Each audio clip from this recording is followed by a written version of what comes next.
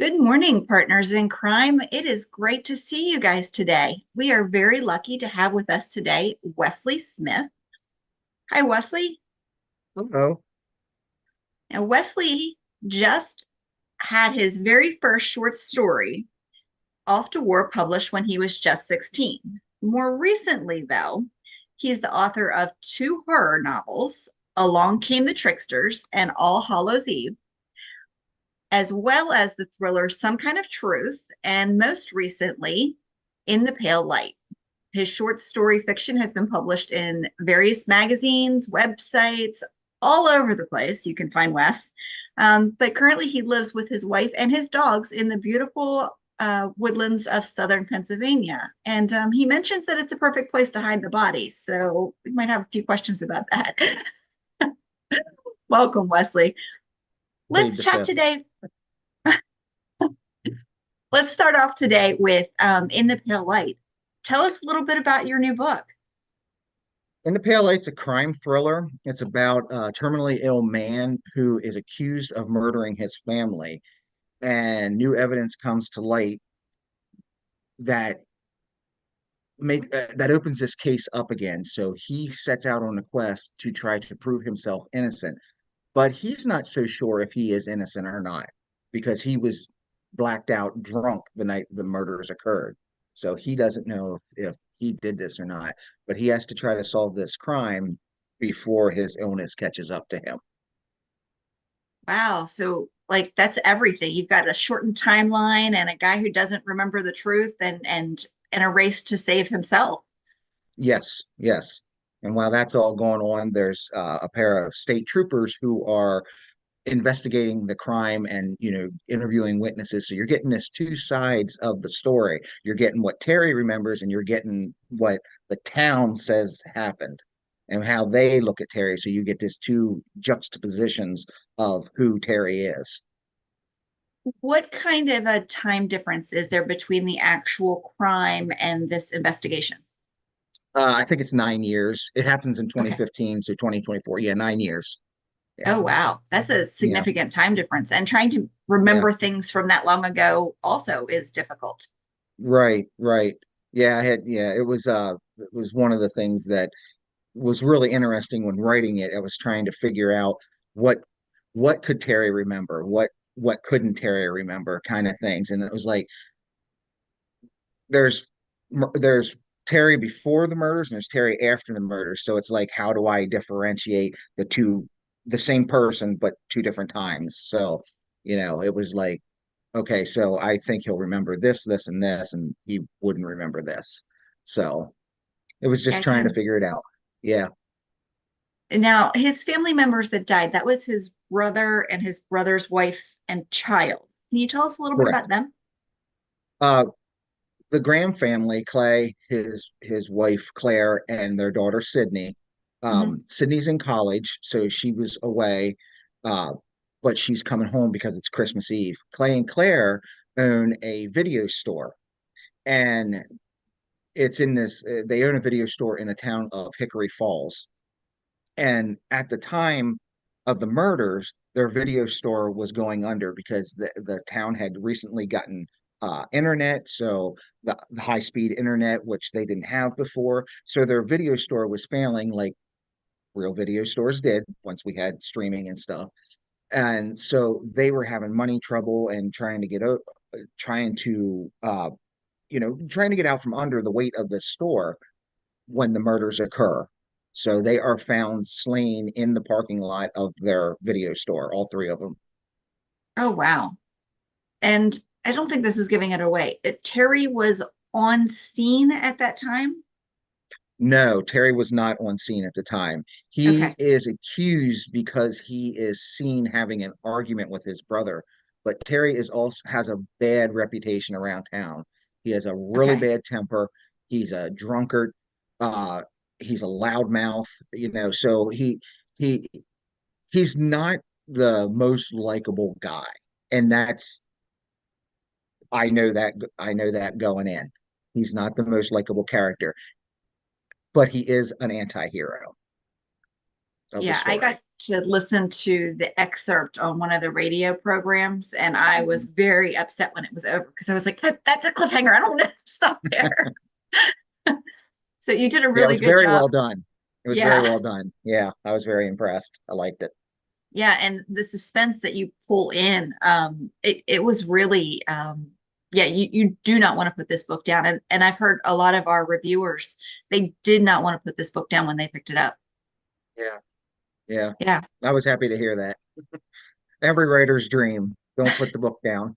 Yes. No sleep. I got no sleep with this one. Yeah, yeah. So tell us a little bit about Terry and his disease. Why did you give him this disease? And I believe at the beginning it's unknown as to what is wrong with him. Correct. You do. I'm not going to say what the disease is because that will give it a little bit away.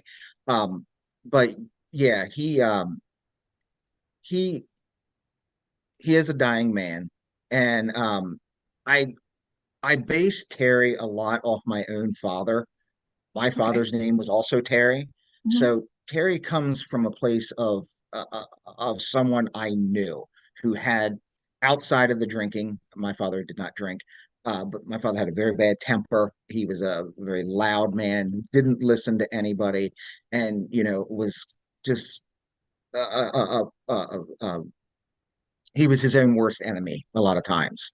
Mhm. And that was what I focused on. Now my dad was blind. He had diabetes. He lost both legs. So Oh, he had his own health problems. So it was Terry is really a culmination, even almost down to how Terry looks, is kind of my dad, with the exception to the illness that Terry has. I had to give him more of an illness that he could still progress with the story where, with my father, he was blind. And so it was just a change of an illness. But yeah, he's pretty much my father. And that's just who I singled out when I went to sit and write the story. And I just dug deep in a lot of uh a lot of memories. So it was a tough write for me. This one was a tough write. yeah, I can imagine that would be really emotional to pull some of that. Yeah, But yeah, that gave your book more depth, I'm sure. yeah. Yeah, I wasn't it was just the whole thing was really a tough write for me. So it was a very personal book where, like my previous book, Some Kind of Truth, I'm not a reporter, I didn't go to Afghanistan. I just talked to people who were there. I didn't have that connection. And that story is a little more on the far-fetched side, if you will, like it could happen, but not like or not like in the pale light. That could definitely happen. And so that was more Yeah. a little bit more grounded. This So one really rings true. Um, yeah, Very scary. yeah, Not being able to remember what happened, that something happened, but you don't know if you were involved. yeah, That's very frightening. yeah, yeah, yeah. So yeah, it was just, that's pretty much Terry is just my dad, and amped up a little bit too for dramatic flair and stuff. It wasn't quite that bad as Harry in the book. I did amp some stuff up, but yeah. So that's how he came about. So you mentioned some kind of truth. Can you tell us a little bit about that book?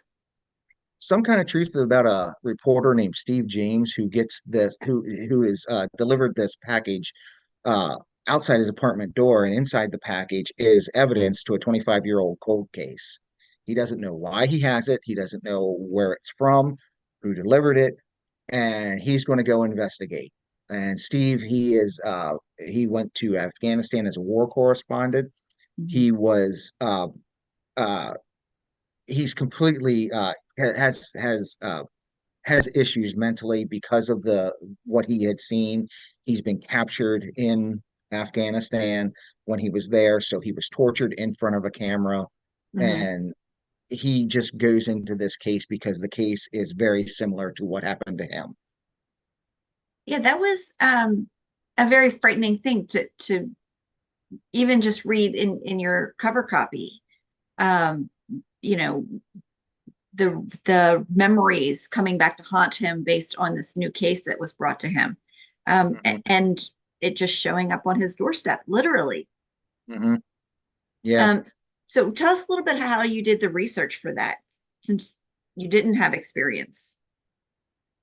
Steve is very, very loosely, and I have to stress that because it's like one little thing, um, loosely based on Richard Engel from NBC, Okay. who is a foreign correspondent. He was also captured and held by a group of terrorists for a while. I don't remember the exact group, uh, but that part of Steve came from that little snippet of Richard Engel's life.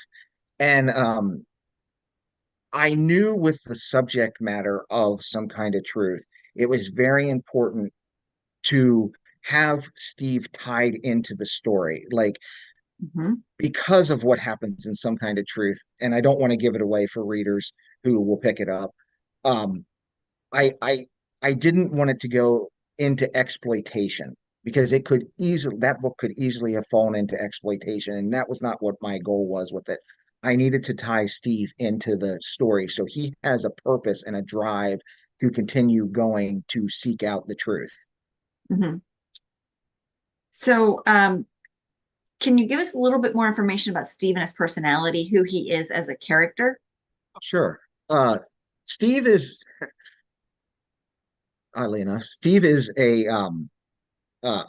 chain smoking, uh, whiskey drinking, uh, dogged reporter who is, in the down on his luck, um, fighting his own demons while being called to service and uncover mysteries and just dig into them, and like I think I explained it, like dig in like a tick and don't let go.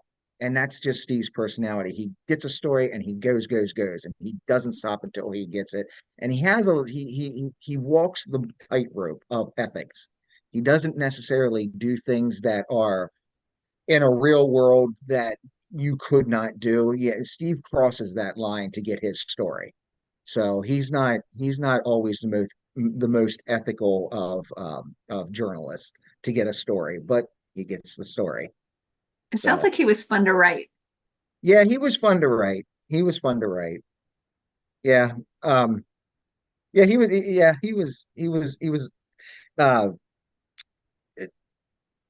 going when I get to the darker stuff was a little bit harder to write because that always is harder. But like when I get the characters interacting with one another is always kind of fun to do.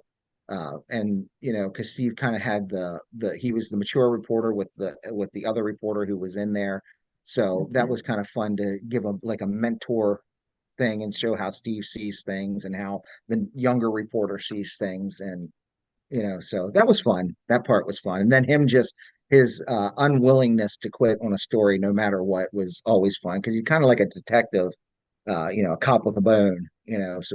So I just kind of replaced the cop with the reporter, but it was a little bit more fun to do it that way. It sounds like it. So, how do you do your characters and stuff? How do you do the research for them and find out who they are? Oh, two ways. Okay. If if it's something where I need to do research, I will do a little bit, but a lot of times I find the characters as I'm writing them. And I just keep writing them, and like I'll go back and rewrite them to get them the way I want them to be. Um, it's just this. I just kind of it's kind of like clay. I mold the character to the way I want it, but it doesn't. It's not always just there. I have an idea what the character is. Um, Sorry, my cat jumped up.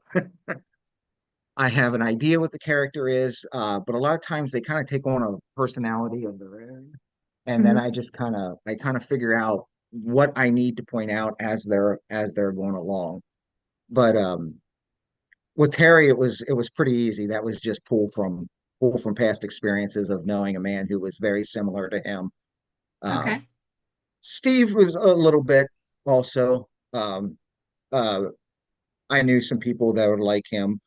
Uh, so, especially that have been to war, uh, eh, that have his personality, So, yeah, it's just like a lot of influence, I guess, to sum this up. It's just a lot of re- just real people traits, and because that's what I focus on, most of the time, It's just interesting real because people trauma.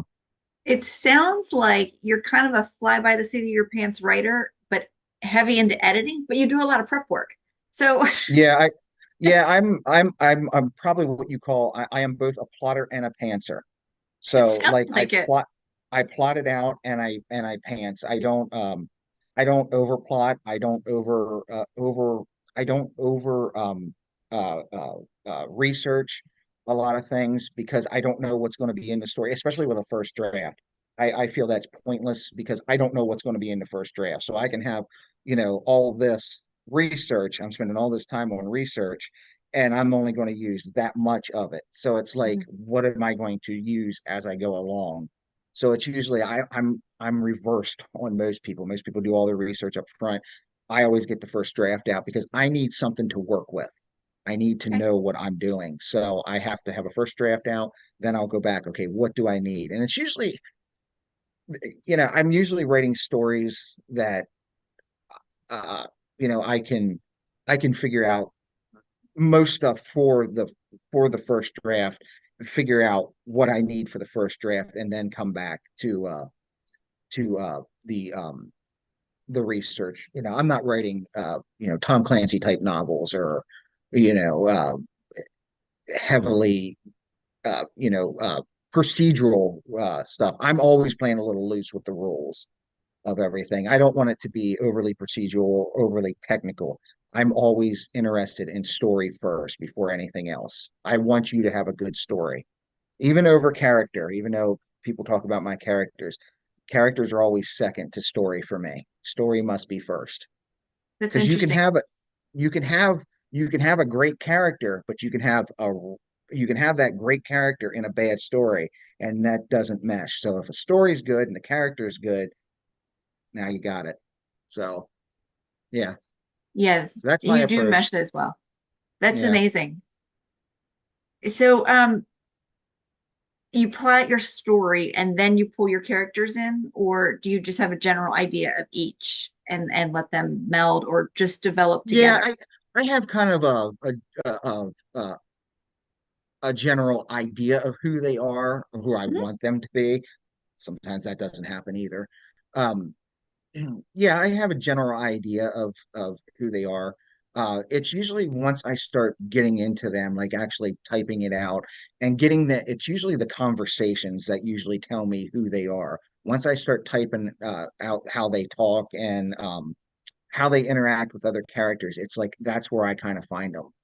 So yeah, I don't really think too much about the characters. It's actually the kind of the last part I think about outside of the editing, the technical editing of it. It's probably on the back burner until I get the actual story out because you get a first draft, it's not going to be great anyway. So you might as well have something to work with before you even worry about, the bigger parts of the story because that's a big part, but I like to have that story out first. Kind of like to know where I'm going, then I can flesh everything out. Yeah. It's kind of like So, painting a wall, you know. yeah. You paint a wall, you have your first coat, and you look at it, and you're like, oh, that that well, the wall's painted, it's painted, and then you put second coat on, you're like, oh, it looks a little bit more like a painted wall, and then you put your third coat on, you're like, oh, it's painted, then you got to do your trim work, So that's how I look at writing, like painting a wall. Well, how do you know when to stop? I just get this feeling, Okay. I just get this gut feeling where if I'm going over it and I can't see any mistakes anymore, like I don't see any holes, I know it's time to go to my editor with it. Once I can't see anything that I have personally done wrong, which you will not see your own mistakes. I don't know any writer who sees their own mistakes or plot holes or errors. That's usually when I'm like, okay. And I'm pretty good with that. I try to get it in within 3 to 5 drafts uh, Okay. to the editor, and I always put a timeline on myself. I write 3,000 words a day, and I try to have a first draft done in 3 months. Oh Whether my. that's, yeah, I don't, yeah, because I know once and then I usually take a little bit of a break, come back, edit it, give it a couple passes on the editing, and then give it to the editor so she can take a look at it, and then she gets it back to me, and we fix up all the holes, go back once more, fix it up again, we go out. So So are you planning to, in a general sense, keep your two book a year output? no, I only want to do one book a year. Two books Okay. a year is a lot. Not that I can't do it. I just don't want to get trapped into the uh the the the how do I want to say it? The thought that everybody, they will think I'm putting out 2 books every year, and I don't want to put that kind of pressure on me because I would rather have one really good book a year Oh yeah. than two mediocre books a year.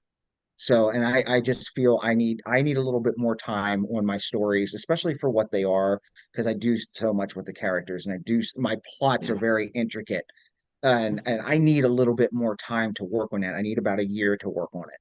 I wrote one a couple years ago that took me a year and a half. Uh, so it was just that one was a tough one to write. It wasn't emotionally tough. It was just I had never written a thriller like this before.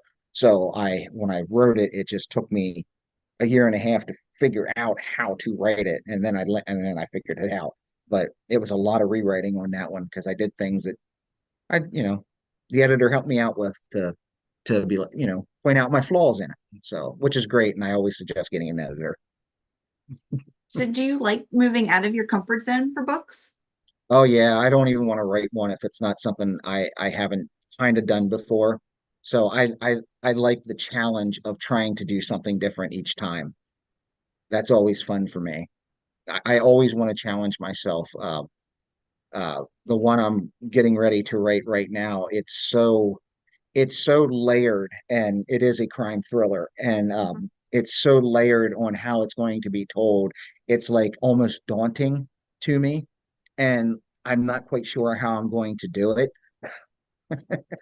So just trying to figure that out is the fun process. And I know I'll do it. I just got to figure out how to do it. And it's just that's what's fun to me is just trying to figure out how to tell these stories, tell them differently from other people, and really make plots intricate and layered and the characters layered, and just all this stuff. And yeah, it has to be a challenge or I'm not really interested.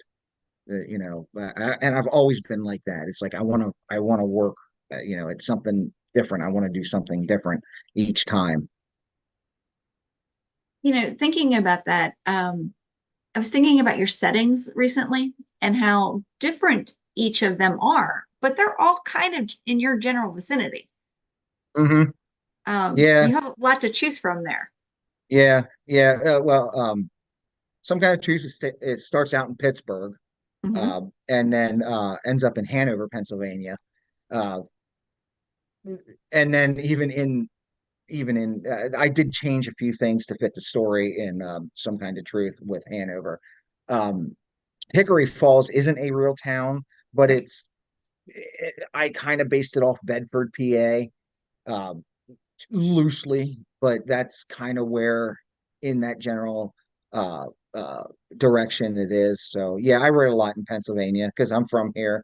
I also think it's pretty great because we have all 4 seasons, and I I like to write in different seasons and stuff like that. One of my goals is to finally do a thriller set on Halloween or around the fall season, but I haven't figured out how to do that one yet. Where it's So not like all, a Halloween, like a yeah. Myers Halloween esque, but that's one of my goals to do that at some point. Can you tell us a little bit about your two horror books? Oh, sure. Yeah, All Hallows Eve. I'm sorry. Along Came the Tricksters is about these. It's about these two girls who are in high school, and they decide, they're going to have a little Halloween party for themselves. But what they don't know is that these four kind of demons have gotten into the house with them, and they're going to try to terrorize them, trick them. That's along came the tricksters. They're called the tricksters, and eventually kill them. But they kind of like the fun of terrorizing them. Uh, so that's and it's just them trying to survive in the house for the night. So it's not a long book. It's like I think it was my first, so it's like 168 pages or something like that. And then All Hallows Eve, that follows up, it picks up a year later from Along Came the Tricksters, and it's a direct sequel. And it has to do with the girl who disappeared's father, who is a police officer in the town, and he's investigating what's going on. So that one we find out more about what the tricksters are, what is going on, and he's searching for his daughter. But while all that's going on, the tricksters are also attacking another group of kids. So it's like it goes back and forth between an investigative story and a horror story. That's Oh, kind of where I wow. found. Yeah. So I planned on a trilogy on that one, but I never completed it. I 2014 was when All Hallows Eve came out, and some personal stuff happened around that time, and I was going through some issues, and I was like, I need to take a break for a little while, and then people just kept telling me, you're a really good mystery writer. You're a really good mystery writer, and I was like, well, I've actually always loved mystery. That's what I read growing up, mysteries and thrillers and stuff like that. Um, I didn't read so much horror, so I just kind of shifted my focus onto thrillers, and it was like as soon as I wrote my first one, which was never published, it was a trial run book. Um, as soon as I wrote my first one, I was like, "Oh, I can do this. This is this is." It opened up my mind. It opened up the doors for me, and like it was totally different experience because where I struggled with writing horror because my mind doesn't work in this complete Hmm. fantasy realm of monsters and ghosts and stuff like that. It just I have a real hard time suspending disbelief with that stuff. Uh, Nothing to people who write, not a shade or anything, because people who write that do it well. I'm just not one of them. I can do it, but not as well as people Yeah. who are really good horror writers. But no, I ended up just switching over to thrillers because I just found that was where my voice was really good, and I just stuck with it and kept doing it. And I think I wrote two unpublished books that I don't plan on doing anything with before I actually went out with Some Kind of Truth because I wanted time to develop and make sure I could actually do it. Um, because I didn't know if I could, but I thought I could. So Well, you yeah, seem I to be doing a turns out good job. turns out I can do it. You So can. yeah. Yeah. I mean, R.L. Stein started writing comedy and then switched to thrillers and horror. So, but, hey, we all got to do it. Yeah. Find our voice, you know. So why have you chosen to write non-series books and all standalones after your first foray into a series? Mostly because I want to tell different stories all the time. I have Yeah. so many stories working around up here, thrillers, mysteries, that kind of stuff. It's mostly because I want to tell different stories. I got so many different interests in different things. Um, and I will get bored with a series. I could do a series, but it could only be like maybe 3 or 4 books, like in a series. I wouldn't want to stay with a series for like 25 years. I would tire out of that. Um, I don't even know if there's only one person I know of, a writer that I've read almost all his complete series, and that's Michael Connolly. Um, but anybody else, I have a hard time with sticking with the series just because they get repetitive. And I just don't care for it after a while. Connolly's, like I said, the one exception to that because I think his character has evolved. Harry Bosch has evolved over the Yeah. years, and it's been fun to watch that evolution where other characters and some other series don't really do that. So yeah, I really I like the challenge of a new book each time, of new characters each time, and you know the thought of getting into other people's heads in new books is always intriguing to me. Like, to think differently from how I think. not necessarily just in a villain, but in a hero too. Everybody thinks different. So it's like when I put them in different situations that aren't a series, it's fun to figure out how they're going to deal with these situations. Yeah, I So can imagine. that's why I just don't have an interest in in doing a series all that much. I know a lot of people want me to come back with another Steve James book, and I've had that that really asked of me a lot, and I don't know if that's going to happen. I have an idea for one. I've had it for a while, but you know, um, whether I write it or not is another thing. So we'll see. We'll see. Oh, I can't wait to find out. Can you tell us a little bit about the next book that you're writing? The next book I'm writing, the next one to be published, it will be in May of 2025 with Water Tower Hill Publishing. It is called They Came at Night, and it's my first foray really into psychological thriller.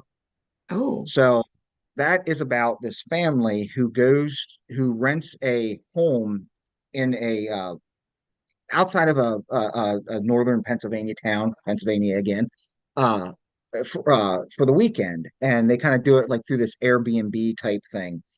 Uh, but when they get there, they realize there's just a few things off about the house, and as things weird things start to happen, the tension ramps up that something's coming their way, and they have to survive what's coming or not.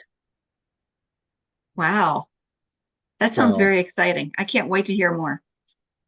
yep, that's my next one. So that one's a little that's a psychological thriller. Has a lot. That one has a little bit more action in. I was really that again doing something different. I had never done action scenes, so it was like, okay, this would be fun to do. So again, a challenge. It's like, oh, that's a challenge. I haven't done that. Let's do that. So that's where Well, we went with this. that's fabulous. Um, so you're doing some book signing events, I think I saw. Yeah, I did one at Bound Books on the 18th of August, and then on the 21st of September, I'll be at the York Author Fair. I think it's fair now.